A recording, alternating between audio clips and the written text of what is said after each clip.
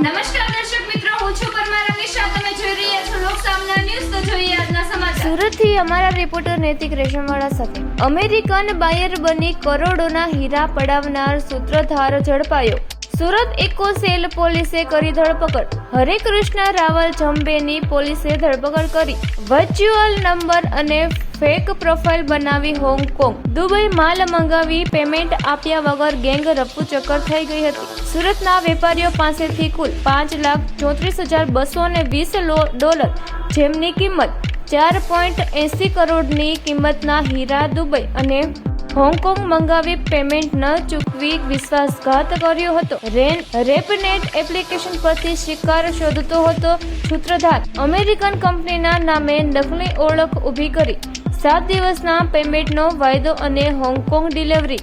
તો ફરી મળીશું એક નવા સમાચાર સાથે. ત્યાં સુધી જોતા રહો લોક